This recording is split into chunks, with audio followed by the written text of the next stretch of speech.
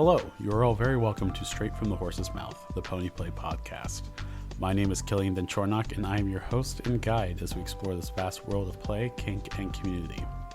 With me today is the one and only Cyber Pony that we all know and love. We'll talk about how they first got into pony play, where they've gone with it, and what they're doing now. Please join me in welcoming to the podcast, SincX. SincX, Good day. hello. Good day, mate. Hello. How you doing? How you doing this fine day? On this fine gray day, I'm doing okay. That's good. Well, hey, I really appreciate you inviting me to, throw virtual shrimp on the barbie with you today. And the Australian idiom start. What else did you expect? Nothing less. Nothing less from you. So, whenever I think first off, for those who don't know SincX, how dare you? Second off, you've probably, if you're in the DC area, you've definitely seen him. He's what we call the Cyber Pony, and that is because he lights up. He lights up everything. But the way that I do turn it down sometimes when I need to, so I don't blind everyone. I'd rather you did blind everybody. I think that'd be much more interesting, to be honest.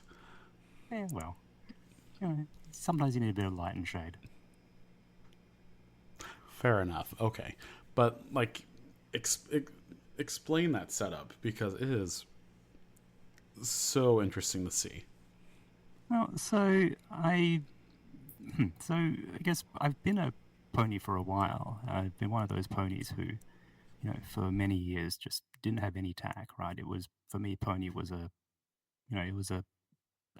way I expressed a particular part of me, a particular headspace, and I didn't need the tack, and I hadn't really figured out what spoke to me in terms of the appearance. I like being weird, I like being different, and I wanted to express my pony as something that was identifiably pony and yet completely different to what anyone else had seen. And to me, I kind of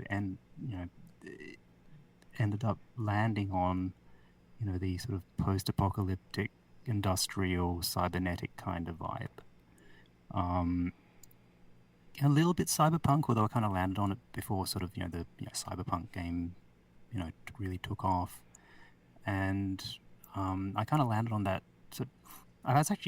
So for folks who know me, they might be a bit surprised to learn that I was actually a pony before I was a puppy. A lot of folks here actually know me as being a pup. I've actually been a pony since, I think, 2012-ish, something like that, maybe a little before then. I just didn't feel the need to get the tack and things, and then once I started feeling the need, I hadn't sort of landed on a look, whereas, the puppy look kind of, I figured that out first. So while I was a pony first, I got my pup gear first, which is why people often know me as a pup. And so there I got the whole cybernetic vibe going. My pup character is supposed to be a Sony Aibo, robotic dog, if anyone remembers those. Except of course it was the lion cub version of that, the ERS 210. But never mind that. And so the pony sort of followed that. So for those of you who haven't seen it, which I imagine is most of you, because the pony actually doesn't come out quite as often. Basically, it's a sort of a faceted pony head. It's got elements of 80s stereo grills to it. It's got elements of the oh my goodness, what was that? What was the robot from WALL-E that had the sort of the futuristic one? Eve, that's right. It's got elements of Eve to it. Mm-hmm. It's got elements of it sort of looks like it might be in the Sony Aibo ERS 110 universe kind of look to it, and it's got basically glowing LED matrix eyes and things like that. So, and the mane lights up, and the harness lights up, and the tail lights up, and all that. It's all animated. Mm-hmm. So that's kind of the look that I ended up settling on. And I mean, I think for those who are listening who are furries, the best way to explain it is kind of like a proto-gen on crack, and but pony tack. as well. So I it's like mean, it's a little bit different, but still, I think it's like it takes that technology and just blows it up.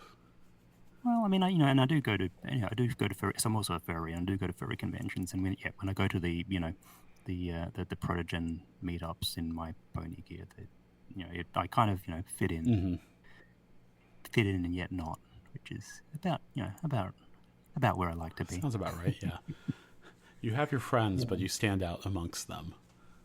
Well, but we all do in our own ways. That's one of the nice things about this community, right? Is that you get a sense of belonging, but you also definitely get the ability to be individual. Absolutely. Yeah. Which is really nice. Yeah.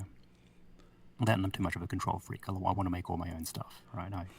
I want my look to be just the way I want it, or if it's not right, it's because I mess something up. So. And then you fuss over it for months and months and months until you get it right. Well, I mean, I'm also very much a fan of minimum get minimum viable out first, right? So I used to joke that when I first got that thing together, it was I had a minimum viable pony and then I add to it, and I deliberately made it very modular, and so I've been swapping bits and pieces out of it. So I added the boop sensor, so if you boop the nose, it changes the lights and does things, and it is honestly it's so well done though. Like I always love seeing it out. Oh, I appreciate that. You're very welcome. See, so the cheat code to this is the post-apocalyptic industrial vibe. It means that if things don't match up or if things crack and break, it's free weathering. It's part of the look. So Yeah. all the repairs are very visible. There's additional plates and screws over things where I broke something and needed to fix it and all that. So it's all stuff that's there to be used, and it's part of the story of it all. Oh yeah. I mean, oh yeah. I say the same thing about my gear. Like my Horse King hooves, like they've got some scratches on it. They have some obvious indications of wear, and I'm just like, yeah, but like, one, that makes them unique. Two, I definitely got these to be used, so they're never going to remain in pristine condition. That's just the way it is. Right. No matter how beautiful or how technical or how, I'll say it, expensive your gear is, your tack is, it's meant to be used. Well, it is, but I mean, and different people approach this different ways, right? I mean, there are the folk who take the I guess the pony equivalent of the Concorde d'Elegance, and I'm sure I've mispronounced that. The cars that are polished to the extreme, and that they don't drive them more than X number of miles, but they look beautiful, right? And there's nothing wrong with that either if that's what someone wants to do. Whereas you also get the folks who their thing is weekend rallying, and their cars come back with more dents every weekend, and as long as everyone's staying safe and doing things legally, there's nothing wrong with that either. So, but I think certainly I'm definitely of your mind in terms of which camp I'm in. It's there to be used, and it's the reason it's the reason I make stuff that's either designed to show wear or can be thrown into washing machine. Because I have no patience for cleanup. It's the reason I don't do leather, right? I mean, I respect the folks who do leather. I love the look. I absolutely love the look. I could not do the maintenance that would do justice to it. Yeah. Which reminds me, I need to clean my hood. I've never done it. It needs to be done. I have no idea how you folks do it, hey, because it's just crazy. I mean, my pup head is neoprene. I throw it in the washing machine. I know you're not supposed to throw them in the washing machine. I throw it in the washing machine. I mean, I'd rather use it. To me, it's something that, I replace. Well, when I initially bought it, I had the mind of replacing it every few years and just using it. And so, I'd rather have it with me than be afraid to use it. I have replaced it once, and it's, I think in 10 years, I've replaced it once. So it's lasted pretty well. But yeah, and I mean, it's the same with my, the other reason I build it all myself is it means I can repair it myself. That. Right. Right. Yeah. That's important. That's why I built my own harness. I can repair it. I can break it down, make a whole new one if I need to, which I've done. Yeah. As I've dropped in size, I've completely redesigned it and redone it a number of times now. And by the way, congratulations on the dropping down in size thing. Thank you very much. My knees do not hate me anymore. Yay for that. My knees have started to hate me, but that's just me getting old. You keep saying you're getting old, and I don't see it. I mean, it's called the arrow of time. Okay, yeah. I mean, entropy goes up. The universe expands. Pick your arrow of time.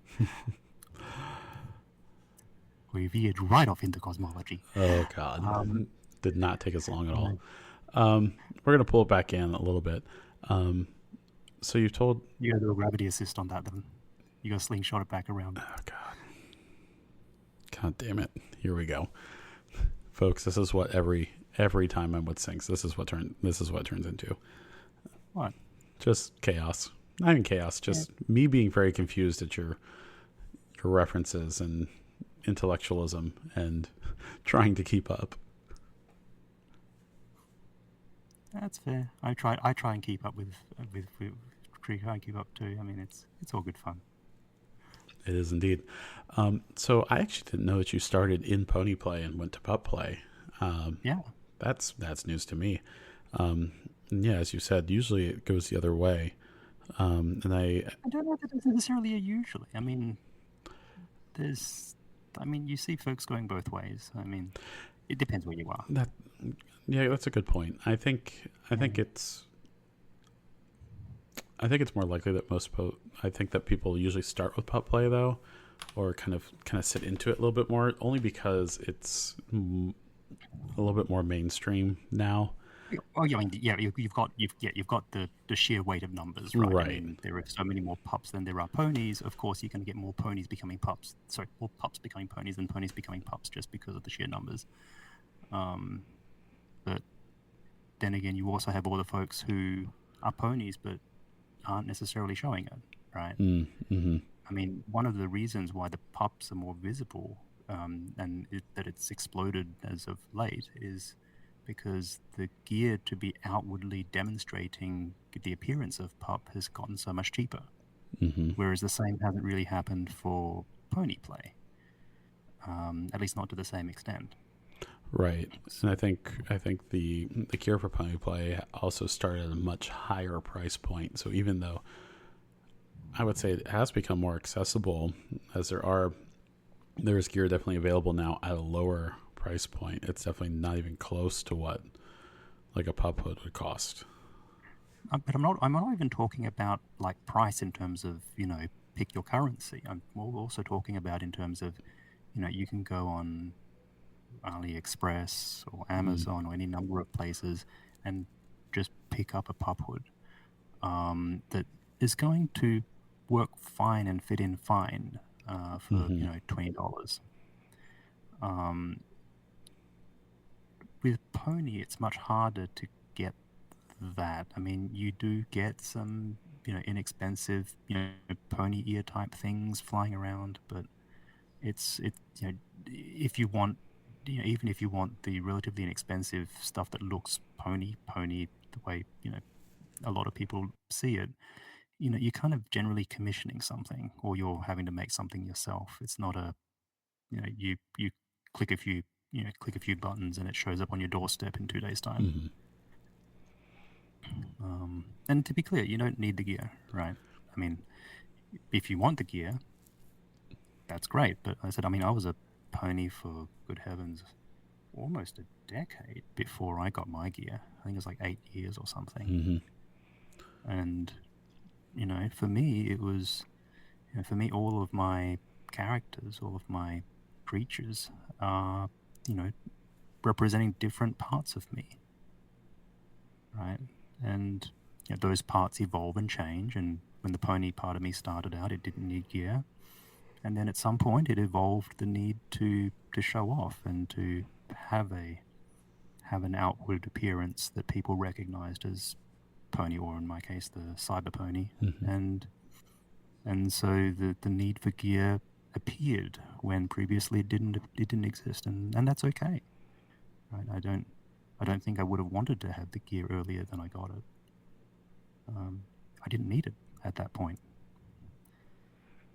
Anyway, I'm rambling at this point. Rambling is fine. Rambling is totally fine. And actually, that kind of brings me to the next question that I have. What are your, or were there other kinks that pulled you into pony play? Or, I mean, just talk about your other kinks, because we find that most pony players are active in other communities or in other parts of the kink world. So it's always interesting to hear that. Yeah, so for me, my pony character allows me to let go a lot more. I mean, I enjoy a lot of different kinks. You know, I did a lot of rope bondage type things, electro play, wax play, wet and messy type, goo stuff, impact play. But one of the things that I kind of had trouble getting my head around was some of the power exchange, some of the, letting go and allowing someone to, to take over. And that's kind of where the pet play aspect, my puppy character and my pony character kind of came into it. And that's the reason why I didn't need the gear, is because it was about using the pony headspace to unlock the ability to let go and just be, right? I mean, for the longest time, my main manifestation of pony play was, being blindfolded, and was blindfolded pony, where I just had to do what my handler or my rider was telling me to do, and I didn't have to think, and I just had to let go. I mean, even now, one of my favorite things to do is be, hooked up to a cart, blindfolded, and, the rider basically tells me where to go using a whip, and I don't need to think. I can just let go, and I mean, yes, it hurts. That's kind of the point, and I can just respond. And it's sort of, it's a nice way to let go. To be in a headspace that's different to my usual human headspace. And it unlocks a part of it that my puppy character doesn't really respond as well to. My puppy character is a bit of a brat. My puppy headspace is a lot more playful. Mm-hmm. It's a little more in charge. Having experienced that, yes. Yeah, well, I can, I play many sides of all this. We've certainly done some, puppy making, tying up the pony and having fun with it, haven't we, Kylian? Yes. Listen, I there have been many a day, many a month that I've come into the Crucible for our pony meetups, and I just go, I need someone to take my phone away from me and tie me to a pole and leave me there for a while.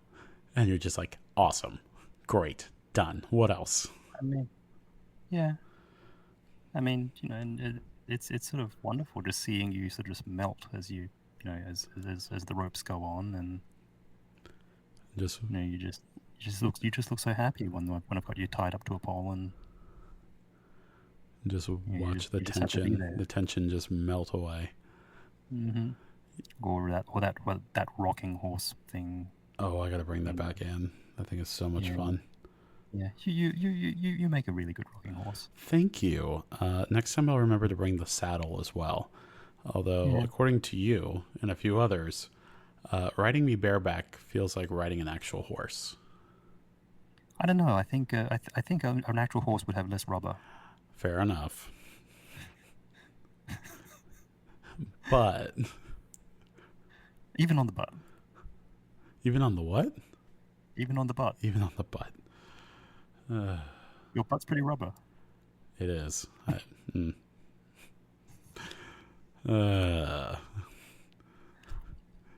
But yes, so moving right along.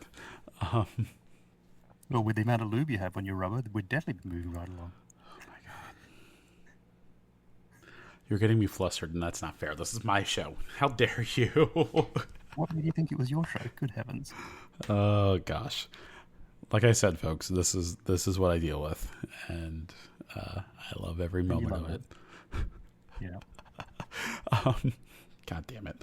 How do you participate and play now? What does your average scene kind of look like? Well, Because to be honest, I see you. I mean, when you and I interact together, I see you more in a dominant role, um, and I rarely get to see you in that submissive role. Um, and I will say that's partly my fault because I don't trade off very well as much as I should.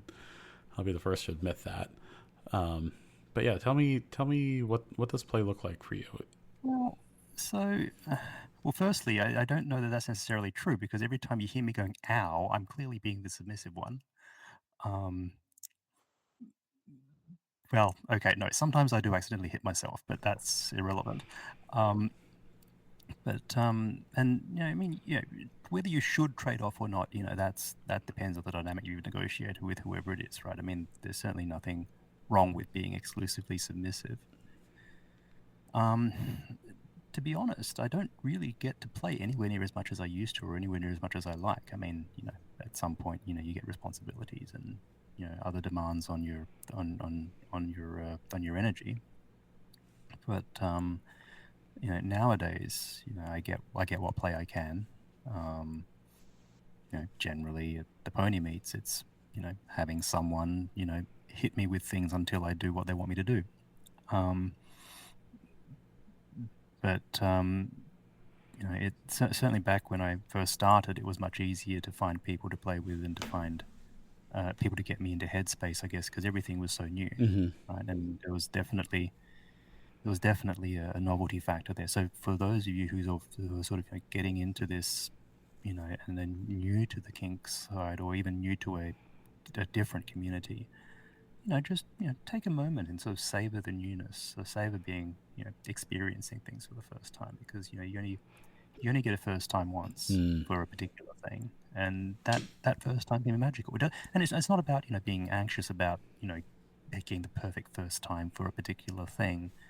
you know it's about just enjoying it and remembering it. And I'm sort of glad I did.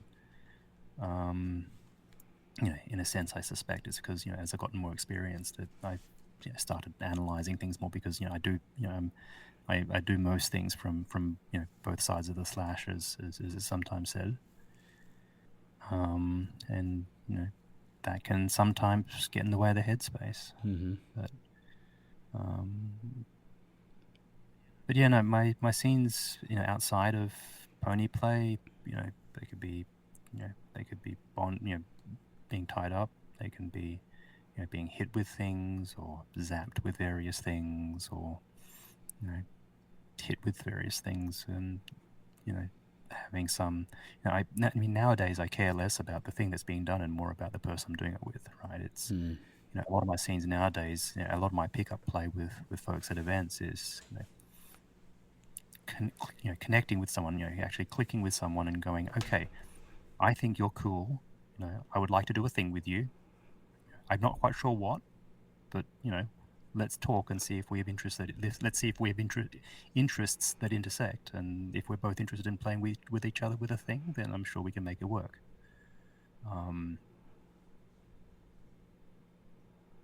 I'm not sure that necessarily answered your question, but It kind of did, though. I it mean, rounded a little bit. I mean, yeah, I mean, in fact, nowadays often a great scene might just be lots of snuggling and body contact, and mm. that sometimes that's maybe with a little bit of power exchange, a little bit of the one person is spending more time directing the other person, or you want to do a thing and they'll flip you over and pin you down, or vice versa. It sounds pretty vanilla, but sometimes that's if that's what if vanilla is what you want, there's nothing wrong with that, knowing that all those other kinks still exist. Right. It doesn't have to be. It doesn't have to be a super kinky, super hot scene every time. Mm. Um, there's always room for soft touch. Yeah. There's room for comfort. There's room for, I mean, honestly, I'll be perfectly honest. The reason why I love a pony grooming scene is because I am so goddamn touch starved that Oh, just having someone's hands on my body and like fussing over me just a little bit, just to make sure everything's like just in the right spot, mm, feels so good. But you're also mm, totally right. Like I now also care more about who I'm doing things with mm. than what's being done to or with me. And but the thing, and of course, there's no right or wrong, right? Certainly, when I was starting out, it was very much a case of I want to experience something, whatever it is. Mm-hmm. I want to experience a thing for the first time, or I will hear about someone who's really good at the thing, and I'll say, look, hey, I really love to. I'm new. I'd really love to experience the way you do a thing. There's nothing wrong with that Mm-hmm. either. I mean, obviously, you need to connect enough to at least to trust each other. I Right. mean, that bit you need to have, and to negotiate the scene, and trust that they're going to be safe and all that.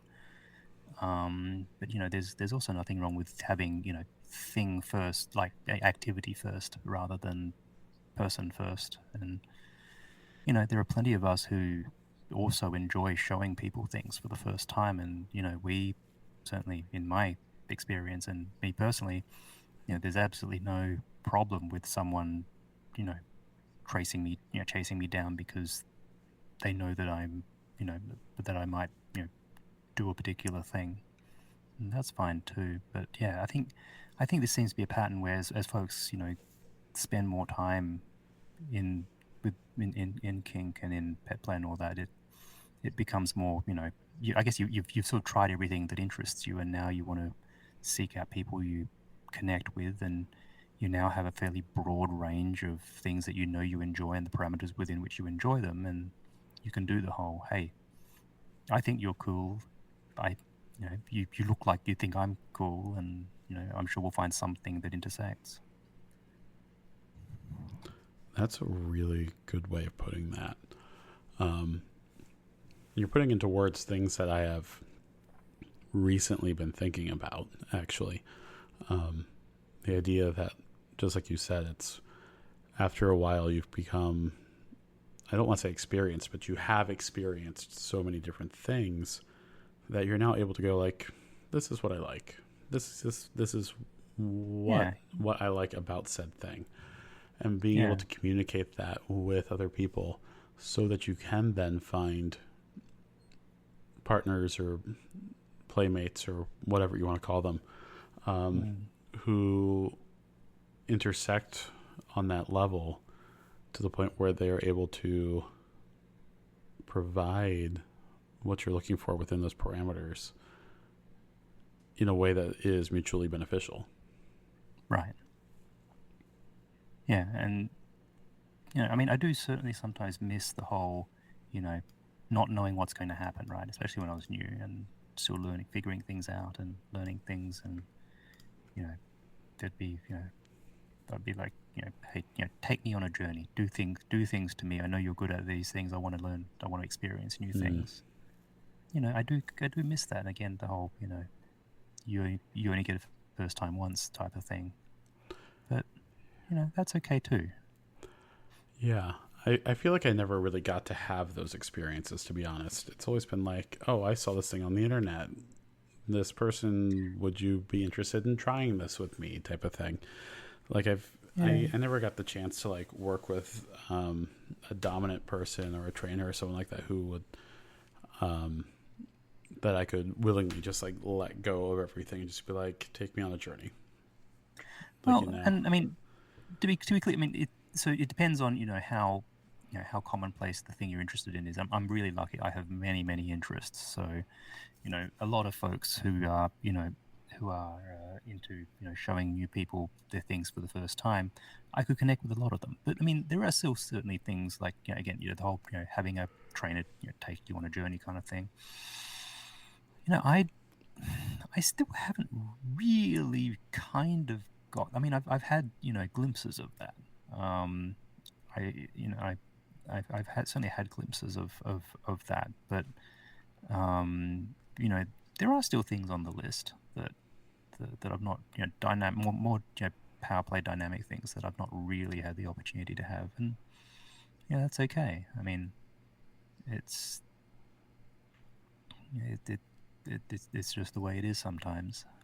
But you work at it, and you'll find people to get most of those things taken care of, I would imagine. I mean, I certainly remember. So I got into all this with the Crucible. And my first sort of big kink event where I actually participated was the Black Rose. So the Black Rose Society is the one of the main kink leather sort of organizations in the DC area. But I believe they're the third oldest behind Tess in New York and Society of Janus in California. And BR25 was their last sort of big convention event, and I saw a lot of things there and got into a lot of things there. But then I ended up at Camp Crucible, which is a 9-day long, or 9 days including the bump in and bump out days, full immersion sort of kink event thing. And that's where I first experienced pony play. It was at the Exploratorium, basically, where they have experienced people showing newbies, allowing them to experience get a glimpse of different things. For a first time, it was great, except it was very short because, of course, they're going through giving people glimpses. And I remember it was Piper Pony, who's very well known in this area, an amazing pony. And again, it was the whole being led on reins, and doing some lunging, so basically being walked around in a circle, and then being groomed and brushed afterwards. That was my first time with pony play, and and we've played since. I remember one particularly memorable one that did check one of those boxes was just we. Yeah, and by this time we knew each other pretty well, so we knew our limits and all that. And basically, we started, and then she just starts hitting me, and I go, "What? What do you want me to do?" And she says, "Stop thinking, just act." I'm like, "Okay, now I get what you're going." So this is I'm going to keep getting hit until I do the right thing. Okay, we can do this. And to be clear, this is well within the parameters that we'd discussed. That were established, yeah. That were established, yeah. So definitely with full enthusiastic and informed consent, and it was great. And I was just stopped thinking, and I just reacted to the whip. And I don't remember, I don't even remember exactly what. I just remember feelings at this point, and feelings and emotions, and it was just amazing. And then doing the whole pony grooming thing, and it was wonderful. It was just, there was very much a thinking of the what would a horse do kind of thing. We kind of became instinctive. To be clear, it's not not that I was behaving authentically the way a horse would, right? This is definitely a me imagining what a horse would do, sort of equine inspired is the way sometimes I put it.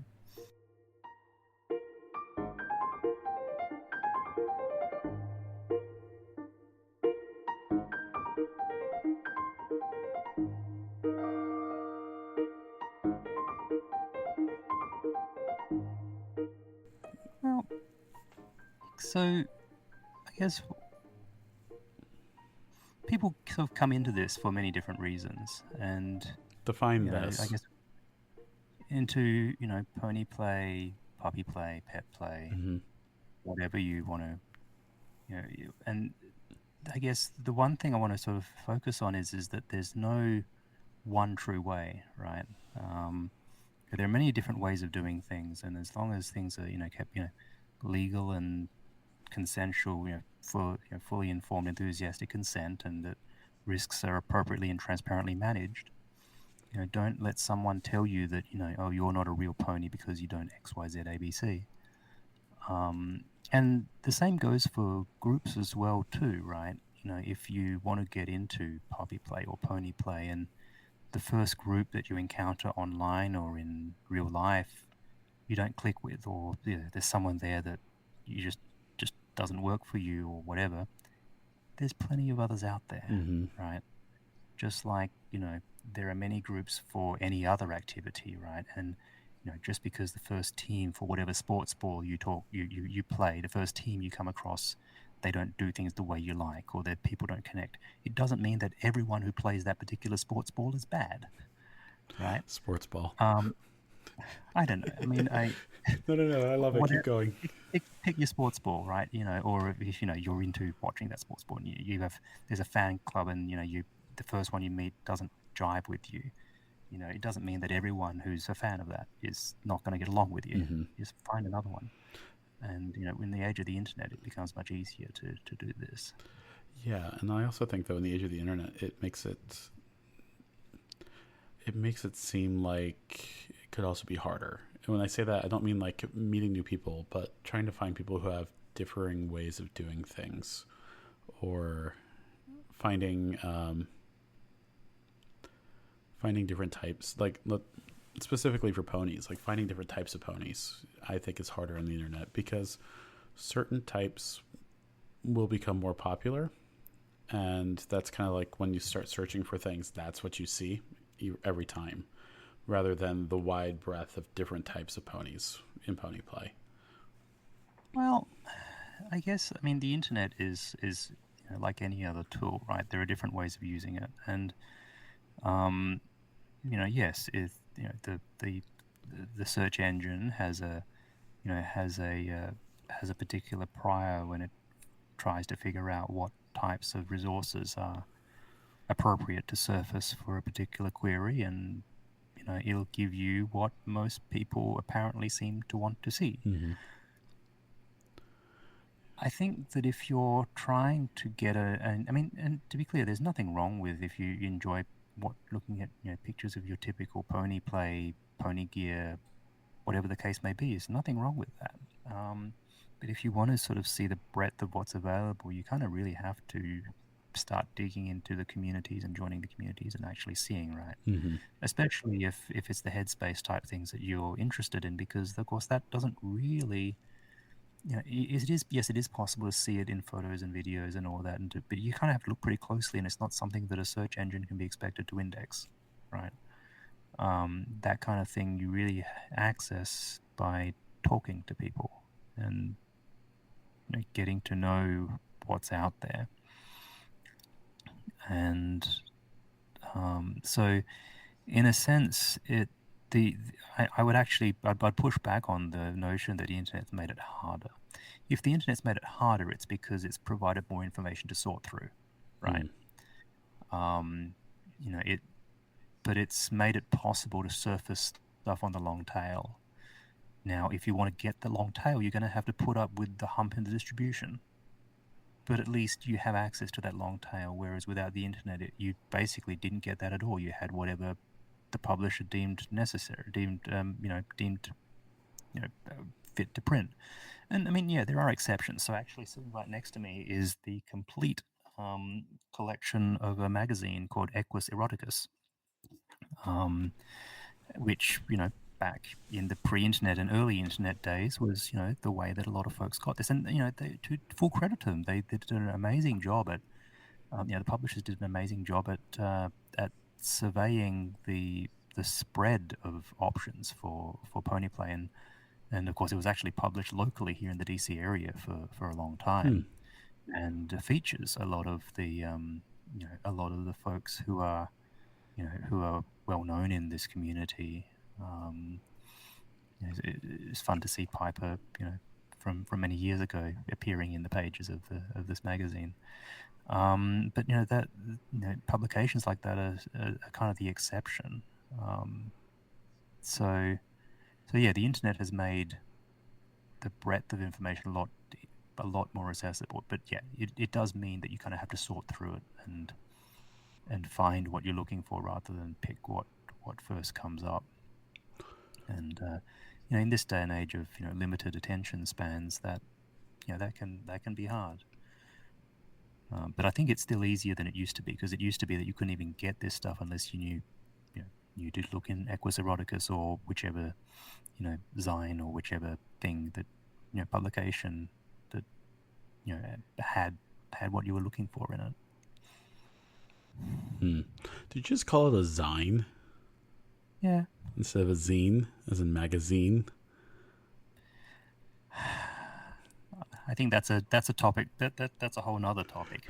It is. I just had to call it out.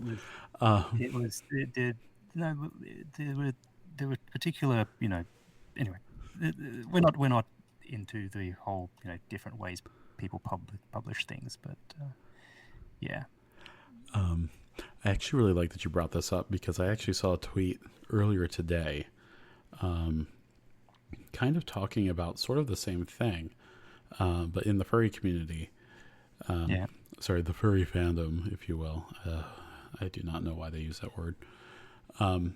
But it was kind of like, people are having issues with furries.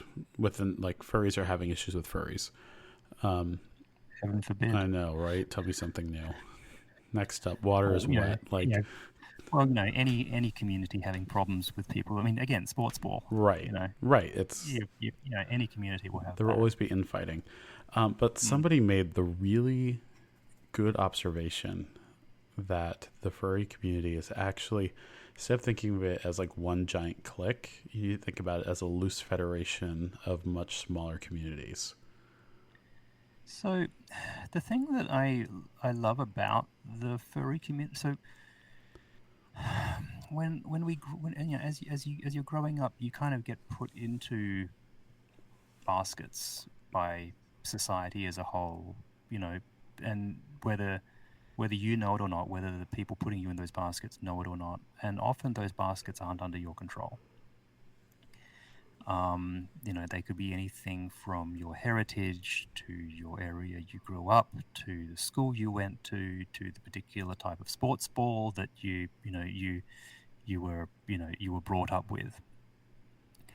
One of the wonderful things that I find about the furry community is you now get to choose, right? I'm choosing to be a cat, I'm choosing to be a pup, I'm choosing to be a whatever the case may be, and you're choosing your basket. Or maybe you don't even need to choose one basket. You can be many baskets. I mean, just like me, I'm a pup and I'm a pony. And so in a sense, you're finding folks to both play with, but also to contrast with. Mm-hmm. So in a sense, it's a collection of different groups, but at least they're groups that you've kind of made a choice about. And you can divide this in multiple different ways. I mean, so like I for a while now, I've been going to Midwest Fur Fest, which, depending on the year, is either the biggest or the second biggest furry convention on the planet. And I don't look at it as one furry convention. I look at it as many different conventions all on top of each other. They're co-located and running at the same time, right? And and you can bounce between them, right? Some folks will spend all of their time in the art show. Some folks will spend all of their time with dance activities. Some of them will spend all their time in, gaming or writing or, whatever the case may be. Some folks will spend their entire time bouncing between room parties.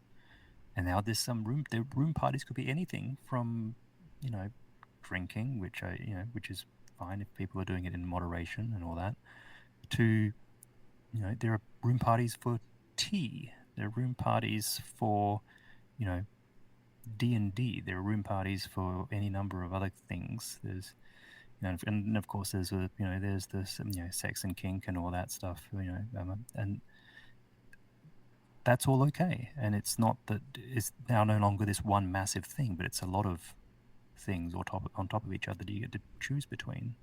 And again, they're different groups, but you get to choose. So yeah, I think I think looking at it as one big monolithic thing is not necessarily accurate or useful. I think looking at it as many different groups that can be seen along many different dimensions that are all interacting and that you can bounce between, I think is certainly I think it's a better way of looking at it. I really like that. And this year is my first year going to MFF. And I actually kind of like that mindset, and I think that's actually going to make that convention much more enjoyable to go to. Because like I do work with I work for MagFest every year here in DC. Mm-hmm. The big video game music festival that happens over the course of 3 or 4 days, and it's very much just like that as well. That there are many different departments, different activities, different things, and it does feel like multiple different conventions stacked on top of each other because it has just grown to be that big. And the whole like video game music community is massive, absolutely massive. Right.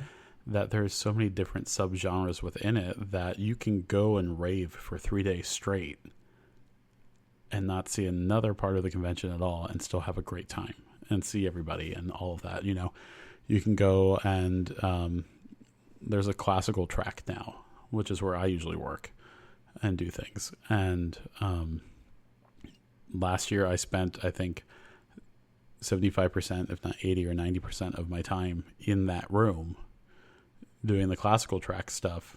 And I think the only time I even stepped into the main concert hall was before the convention even started to go find a wireless router that we needed desperately for our soundboard. Like, I don't think I went to a single concert in that room that entire weekend.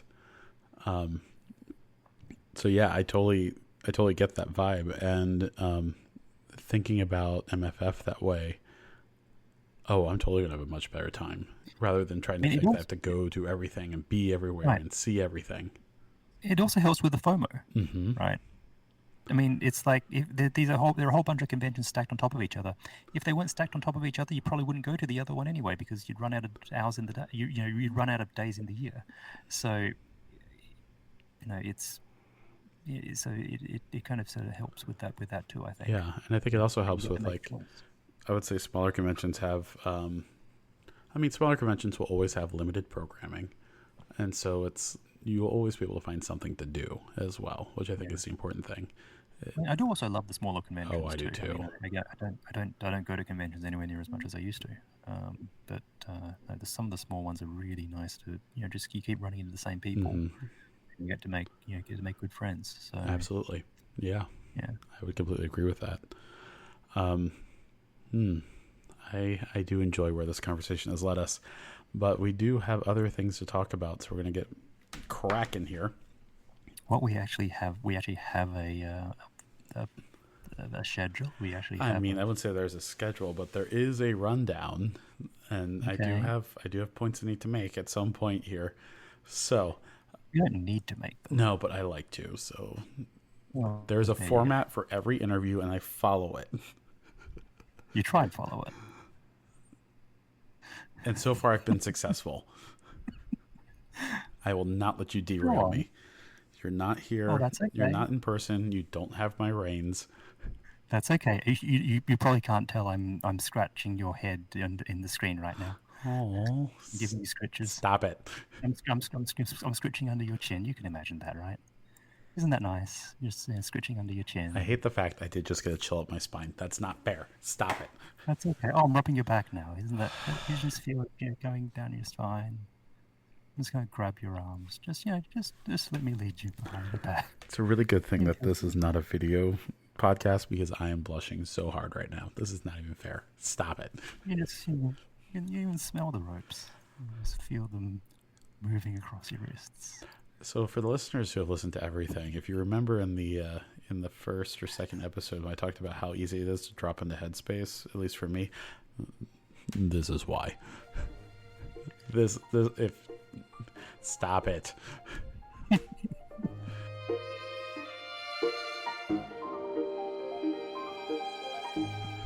Right, I'm asking everyone these questions, so let's see what goes on.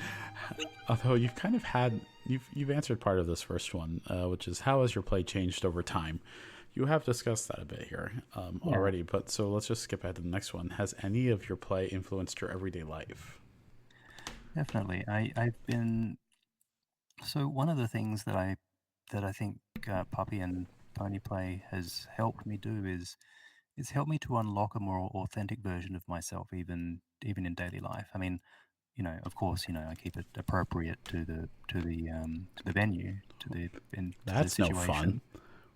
Well, I mean, sometimes you have to be an adult as well, and a big chunk of this is, you know, consenting for the situation, and there are plenty of situations where the folks haven't consented to Fair enough. interacting with me as if I'm a pony, which is fine. But it's sort of given me a lot more confidence to be more of my authentic self as is appropriate in a particular setting. Um, it's certainly also given me, it's also certainly been um, allowed me to be a lot more aware of appropriate consent culture and things like that, and Mm-hmm. to help stand up for people and to help you know be more understanding of the differences that people have, because the thing is you have to be hyper vigilant about that when you're in kink play, because you're playing you're playing with people's vulnerabilities. You're playing with people who have consented to being open and vulnerable to you, and so you become a lot more aware of these things, and you're more aware of how to be sensitive to this and how to interact with people in ways that are that are more caring even in daily life, Mm-hmm. and also to identify when people are not being supported, or where people are in distress but they don't want to, they're trying to hide it, and you can be there, can comfort them in ways that are sensitive and yet also being appropriately discreet, or or standing up for them, you know if they're in a situation with someone else who is less understanding, and not even necessarily malicious, but just not mindful of the fact that people are not taking their behavior well, right, and that they're being insensitive, and it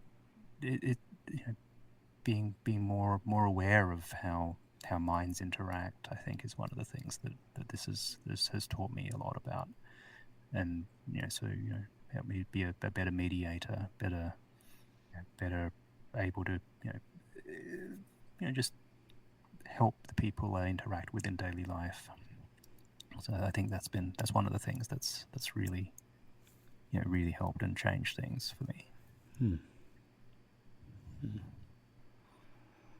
I mean, it's funny actually. When I first started getting into kink, I'm very lucky in this part, and if getting into kink in the DC areas is that I often joke that I got into kink by sitting in hotel conference rooms in front of PowerPoint slides, because that's what I did, right? The Black Rose Society runs classes every week. So does the equivalent in Baltimore, and there are other groups around the place. And every week they run a class on some topic, right? It could be consent culture, it could be culture, it could be history, it could be safety, it could be health, it could be technique. And it's not a play session. You're in a, well, some nowadays they often run it at the Crucible, but otherwise they'd hold it in a hotel seminar room with PowerPoint slides and maybe some demonstrations. And so you get this sort of education in the underlying theory of kink and how to do it safely and mindfully and so on. And then, of course, there's the hands-on stuff at the kink clubs and so on. Mm-hmm. Um, but a lot of this is about things about health and consent and etiquette. And I'm going, this is not kink specific. This is about how to be a good, mindful person and a good, healthy person, Mm-hmm. right? It's about, how do how do you deal with situations where someone accidentally injures you? We're pushing boundaries here. consent in a consenting manner. But how do you deal with that? How do you deal with the case where you've consented to something, but now all of a sudden your mind flips and now you think this is a terrible idea? But it's not necessarily anyone's fault that that's happened. How do you deal with that?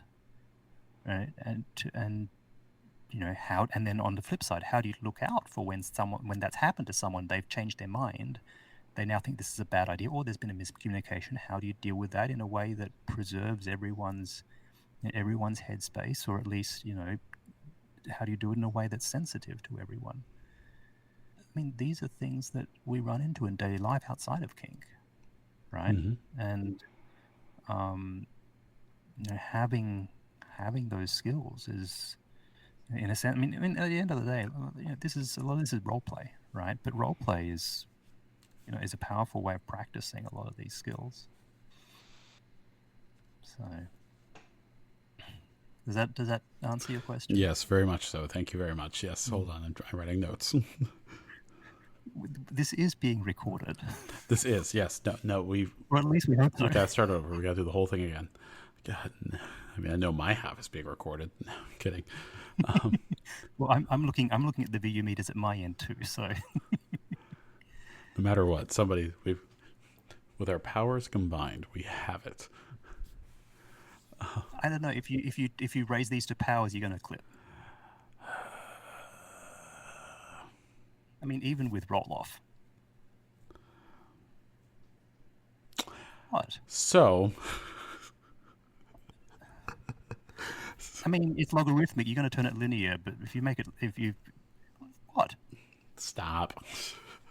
Oh, come on. I mean, you know what? You know where my name comes from. Yes, I do. Yeah. So. Those of you with signal processing backgrounds might recognize it. So. I started this podcast because I was kind of pissed off that the only... God damn it, I'm not going to get through this. Hold on. It's fine. Keep going. Okay. I started this podcast because part of me was pissed off that the only kink podcast out there that you could really find was hosted by two folks who are porn stars who live this life 100% of the time. And that's not real life for basically the rest of us. So I like to ask all of my guests, what is daily life like for you? Well, so to be clear, I mean, even the podcasts that are by the porn stars and they live this life 100%. I mean, we only generally see the highlights of everyone else's life, right? So they often tell people, if you're getting, depressed that everyone else is living a better life than you, it's like, no, you're seeing the best of, you're seeing the director's cut of everyone else's life, and you're seeing your own behind the scenes, right? So. But I mean, my daily life actually has very little kink in it. You wake up, you do the stuff you need to do, you work, you do more stuff you need to do, you go home, you do more stuff you need to do, and then you go to bed. I mean, me and my husband. So my husband is also a pony. And actually he's been doing it for way longer than me. So, for various, health and age reasons, is not quite so active nowadays. But we have, little, the sort of the kink and pony and puppy play sort of, exists in little interactions, right? We always shower together, and we do the whole, grooming thing for each other, every day when we can make the schedules line up, just in the shower. Sometimes when one of us is wanting to be a little bit silly, it'll be oh, aren't you a silly puppy, or aren't you a silly pony? And there'll be a little bit of scritching or head patting or whatever as we pass each other. There'll be little flavor of interactions like that just give you little reminders of the headspace. And sometimes that can be all you need to just break the tension of, you're really worried about this email you've got to send, or, this phone call you've got to make, or whatever the case may be. So, I mean, living the kink life 100% is, hideously impractical for the most part. And but you can find ways of flavoring things, right? Even I keep pup gear in my bag all the time. My pup hood generally, if not, my collar, which I never actually wear. I almost never wear my collar, but it's always I was there. gonna say, you have a And so collar? I don't think I've ever seen your yeah, collar. no, I don't think you have. I very rarely wear it. I mean, I don't feel the need. It's it's there to remind me. So when I look in my work bag when I'm getting something out, I'll see my collar at the bottom of my bag, and it'll remind me, or I'll see my pup hood. Um, that's for me. That's enough, and um, so in a sense, it kind of it's a sort of a little bit of flavoring, throughout life, Hmm. and but I think a chunk of that is also that I've been at this for a while, and I've sort of I don't want to say I've gotten it out of my system, but I've it blunts the urge because I can look back on these memories and think about it. And I have a terrible memory. That's also why I do a lot of stuff in front of camera. In a large part, it's because I have a fear of forgetting. Right, I have a terrible memory. But I can unlock those memories by seeing photos or videos of what I've done, Mm-hmm. and I can reflect on that, and it helps take the edge off the fact that I don't get to do kink play anywhere near as much as I used to, and that's okay, right? I've had my fun. I like to support new people, new folks coming in and giving them, helping to provide safe spaces for them to explore this, and helping people to learn about the options and explore the space. I mean, I a couple of times a year I run the pup and pet play station at the Crucible's Dungeon 101 session, where I help people to explore this space who are just getting started. I've the Black Rose classes I've taught at, again for the same reason, to explain how what the options are and how this all works. I see sort of in a sense that that you know, knowing that I'm helping people to explore this is also part of scratching that itch now as well. Um, you know, Helping the folks who are new in the various online chat groups, and helping them to understand that their desires for this are fine as long as it's legal, and what you do is legal and consensual and well informed and appropriately risk managed. Go for it. Um, so and I guess in daily life, and again, the internet makes it easier to to take that kind of role, right? You can field questions from people around the world, and give your 2 cents, as can other people, and they get to choose who they listen to. um, and that can be very satisfying, seeing someone coming in and they're new, and then several years later you know they're alongside me and helping new people again to explore more of their true selves, and do so in a way that's safe and fulfilling, or at least appropriately risk managed. I mean, nothing is truly safe, right? Walking down the street isn't truly safe, Hmm. but appropriately risk managed, I think, is perhaps the better term. Yeah. No, that's a very beautiful way of putting it all. Honestly, I'm not going to call you my elder, but Oh, God, once you get to my age.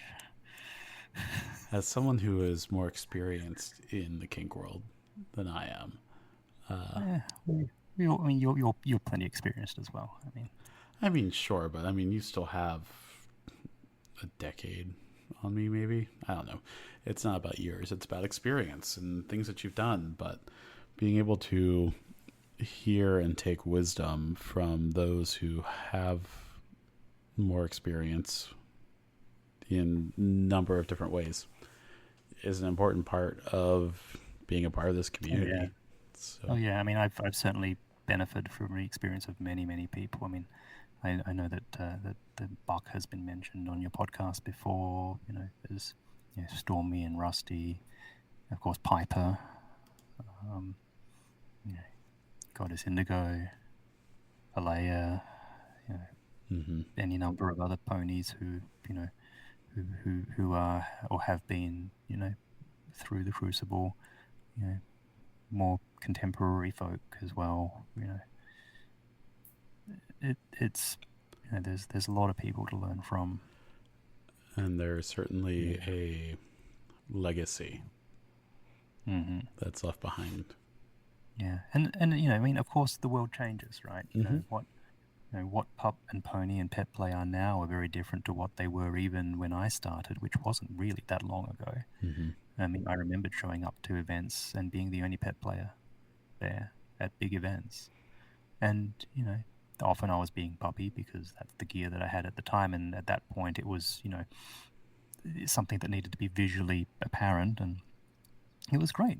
But things have changed a lot now, right? I mean, it used to be that pup play in the leather community was quote a punishment kind of thing, but now pet play is this amalgamation of folks coming from the cosplay community and from the leather community and from the furry community and from the pagan community, and all coming together and making this sort of wonderful mix where people can choose different bits and pieces, right? Some people take a very spiritual approach to this, and that's great. I love it, and I try and embody some of that in some of what I do as well.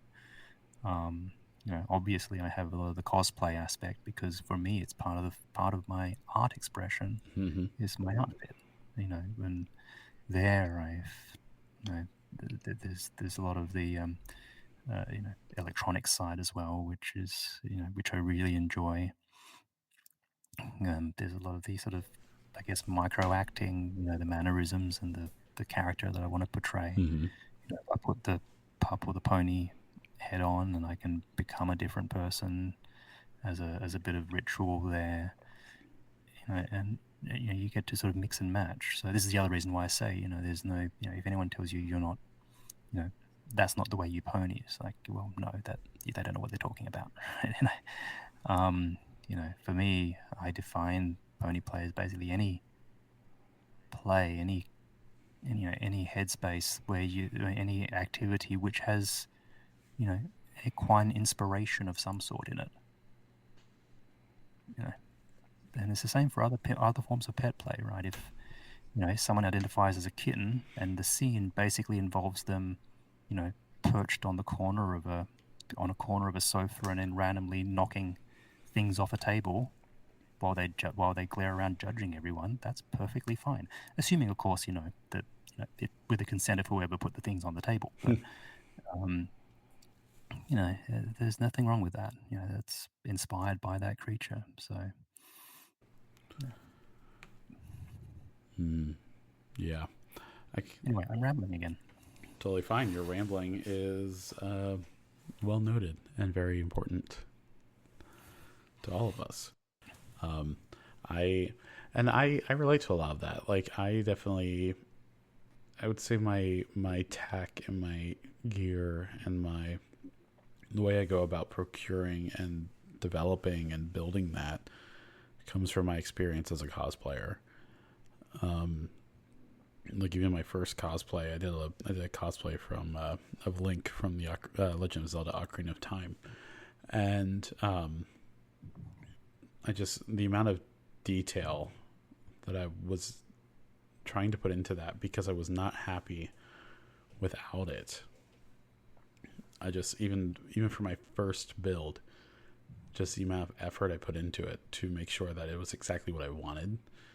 I realized I carry that into my pony tech and the things I build and procure for myself now as a pony. Yeah, I mean, and the thing is, if it matters to you, then it's important, right? It doesn't matter if anyone else is going to see it, unless, of course, other people seeing it matters is the bit that matters, which is also perfectly fine, right? There's, if the performance aspect is important to you, then go for it. But if the thing has to be just right for you, even if no one else sees it, but it matters to you, that's also fine. Now, of course, sometimes you have to strike a balance, right? There's only a finite amount of time, a finite amount of space, and a finite amount of money that you can spend on this thing. And sometimes you have to go for minimum viable, or you just say, look, this is enough for me to get enough enjoyment out of this, and because there's no point doing all that and spending so long you miss the event completely, right? Yes, or or you're like me, and the limit does not exist, and then we have problems. Right. So. Ugh. Yeah, but so there is some balancing to go on there, but if building the thing to your level of perfection is part of your enjoyment of it, there's nothing wrong with it. I mean, people build dioramas that no one else ever lays eyes on, or models, or whatever the case may be, right? Because they build them for their own enjoyment. That's fine, right? But if your thing is building an artwork that you can wear and show people, that's fine too, in the appropriate settings.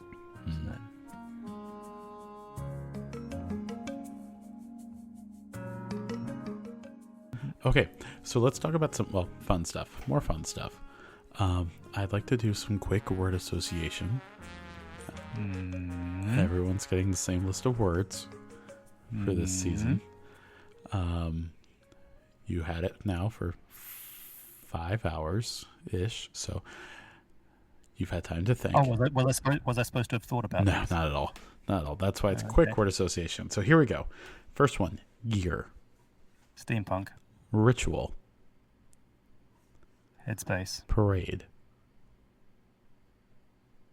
showing off.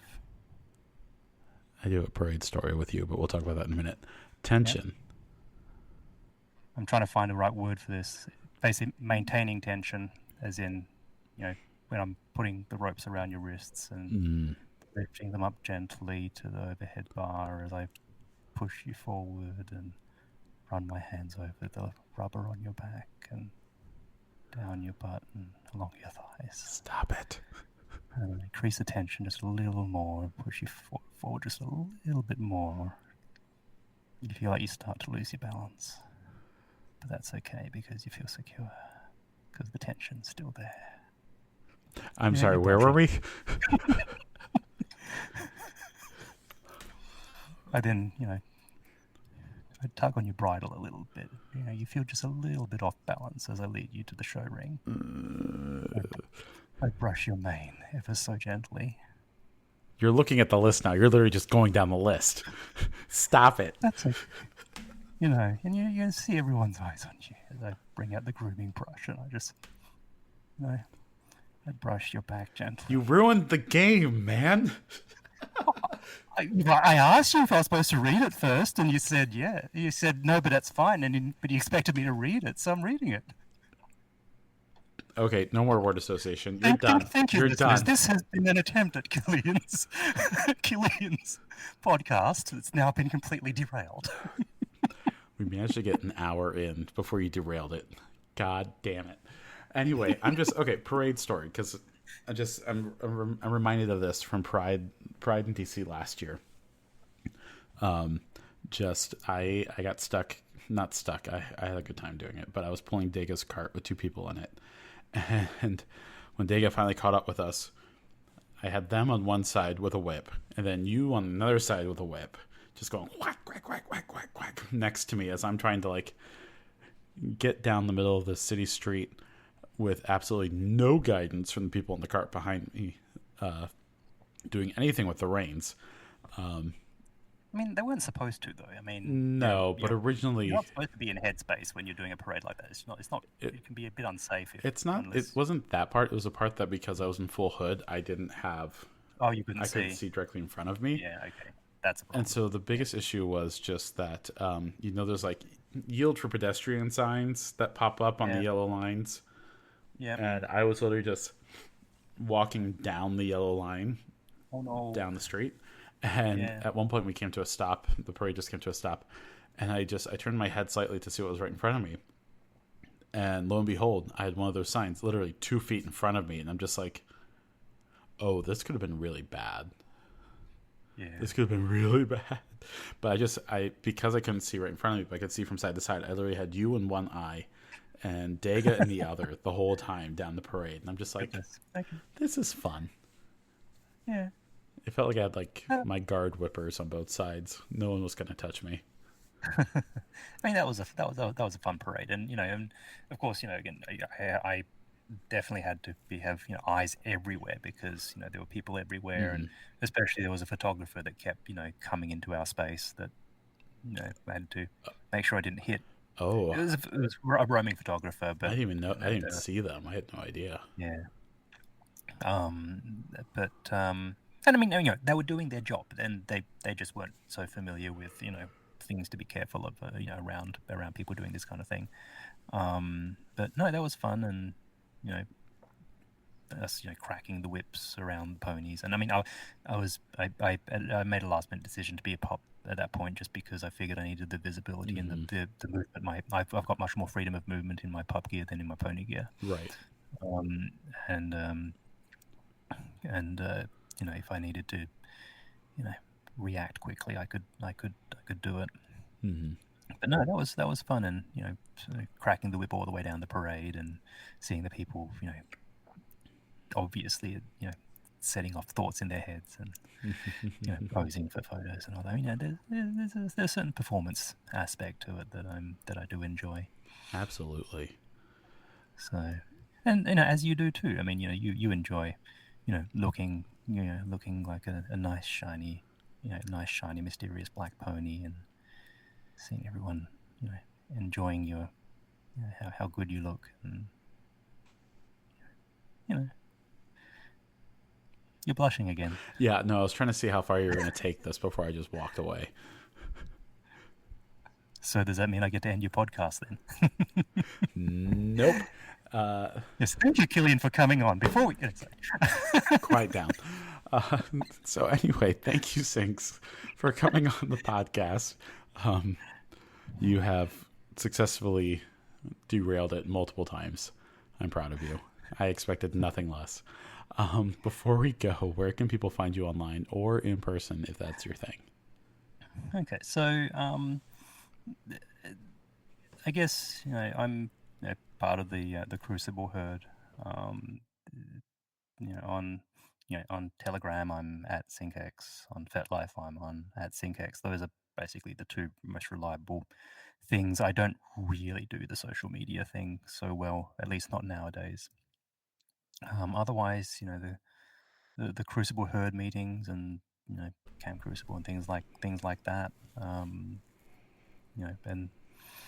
would be the place to find me. Mm-hmm. We also do run, several groups, or associated with several groups in the DC area for pup and pet play. Um, Capital Pets and Handlers and Greater DC Pet Play. Are two of the ones I frequent, but there are other groups, Lights Out, Barks Out, or Lobo in the DC area. Mm-hmm. Tail Wags runs Unleashed. So those are also all events that are, and it's not just pups, right? It's all pet players are welcome, including ponies. So, and then for getting into this in the first place, the Black Rose and the Crucible are great resources as well. Again, I don't get out to these things anywhere near as much as I used to, or I would like. Maybe they'll change in the future. But even if it's not finding me, but finding your way through this, these are all great resources. Dark Odyssey is another group in the DC area that is very active, and there are other smaller groups around as well. You just have to look and find your place. And as I said, if the first group that you meet for a particular thing doesn't click with you, that's okay. Especially in this area, there are lots of other groups for that area for that type of thing, and maybe you'll find the one that clicks with you. Okay, don't let your first impression of a particular group, set you back on your journey. Just like if you want to find fans of your particular sports ball, and the first group you meet isn't to your liking, there's another one. So I encourage that. Yeah. And in terms of finding me again, I'm generally just SincX. I mean, I do have other names. So my pony name is actually Clifford. It's Cyber Pony Clifford. I'm not sure if you knew that. And my pup name is actually Eigen. So my scene name is SincX.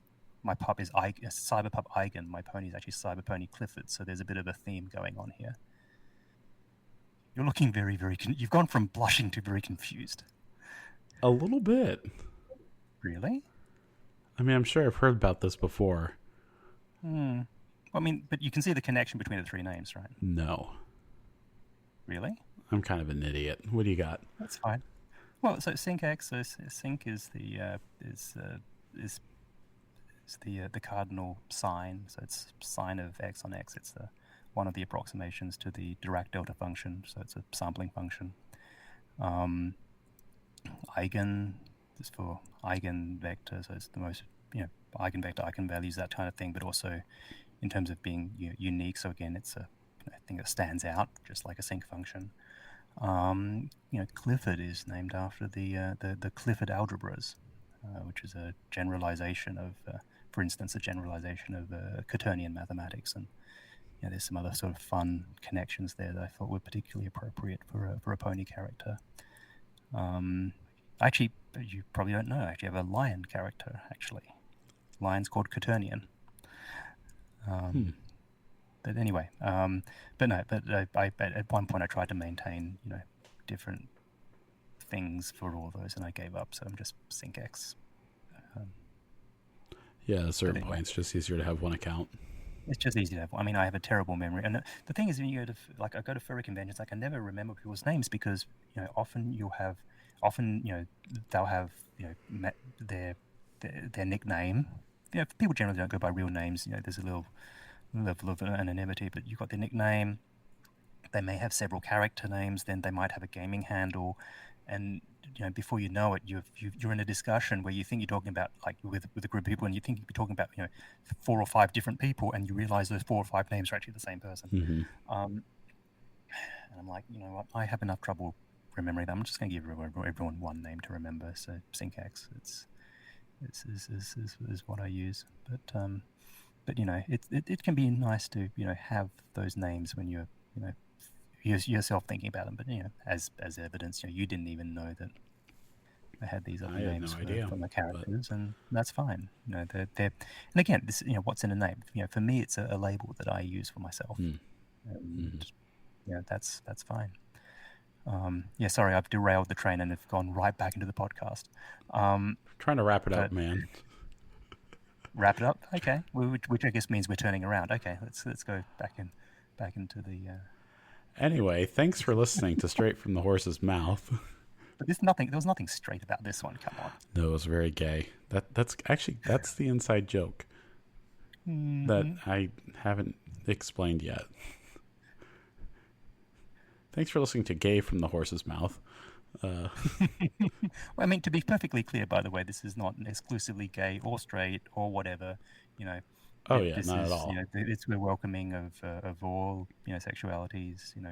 Whether you're cis or trans, whether you're gender fluid, whether you're non-binary, gender fluid.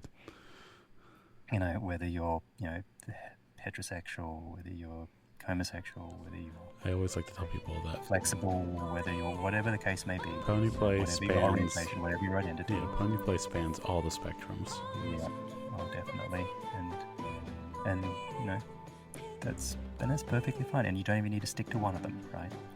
You can do different characters for different gender expressions that you have. You can have the same character that changes gender expression. That's perfectly fine too. It is. And actually, that's one way that some people sometimes use these characters as a way of getting their head into that space, and then after a while they can then do it naturally, as they lead into them. That's always beautiful to see. People finding themselves like that. It's always a beautiful thing. And on that, thanks for listening to Straight from the Horse's Mouth.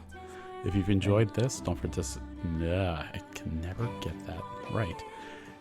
If you enjoyed, that's okay. You can edit it out. The what? That's okay. You can edit it out. Yes. If you enjoyed this, don't forget to subscribe on whatever service you're currently listening to. Tune in next week for more, and as always, thanks for listening.